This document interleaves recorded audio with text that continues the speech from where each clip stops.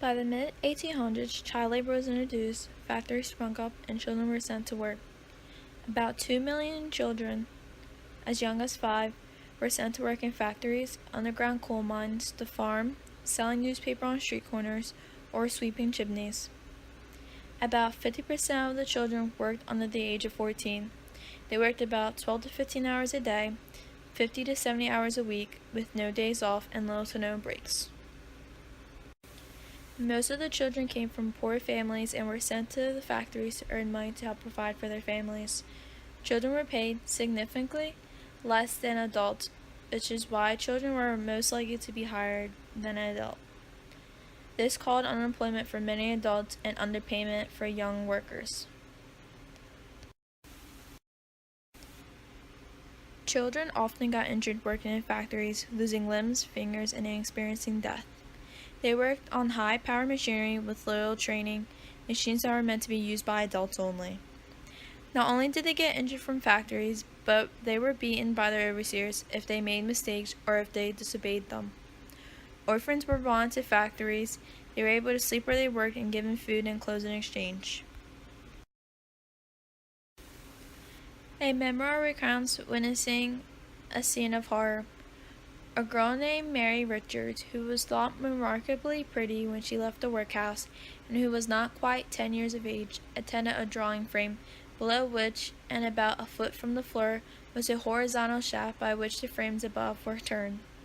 It happened one evening, when her apron was caught by the shaft. In an instant, the poor girl was drawn by irresistible force and dashed on the floor. She uttered the most heart-rending shrieks. The factory overseer ran towards her, an agonized and helpless beholder of a scene of horror. He saw her whirled round and round with the shaft. He heard the bones of her arm, legs, thighs, etc., successively snapped asunder, crushed, seemingly to atoms, as the machinery whirled her round, and drew tighter and tighter her body within the works. Her blood was scattered over the frame and streamed upon the floor. Her head appeared dashed to pieces at last. Her mangled body was jammed in so fast between the shafts and the floor that the water being low and the wheels off the gear, it stopped the main shaft. When she was extracted, every bone was found broken, her head dreadfully crushed. She was carried off quite lifeless. These types of situations occur daily due to children's clothes not fitting their bodies and being too young to work in the factories.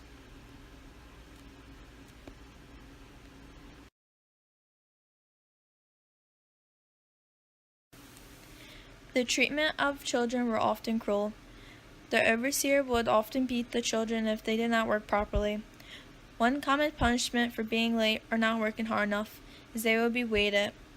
An overseer would tie a heavy weight to the children's neck and have them walk up and down the factory aisles for an hour so other children would take example.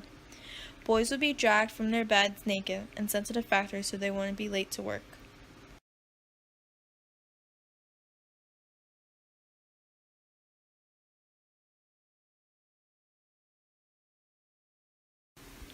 Every year, about 22,000 people died in work-related accidents. Children were seen as valuable workers because they could fit into small spaces that adults cannot fit into. In coal mines, children were used to crawl into small spaces. They developed black lung and other health effects from working. Toxic fumes also pose dangers. Many children developed chronic lung problems due to inhaling toxic substances. Children who worked in the cotton factories went through harsh conditions, psychologically and physically. Accidents, abuse, inadequate food, and no breaks are to be caused for their health. Children examined by Dr. John Johnson Boutflower all looked skinny and pale.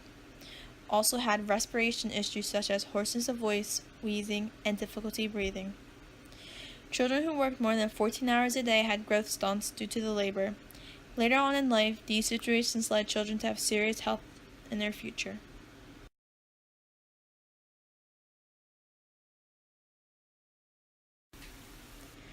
Not until 1883 that factory laws were placed to protect children.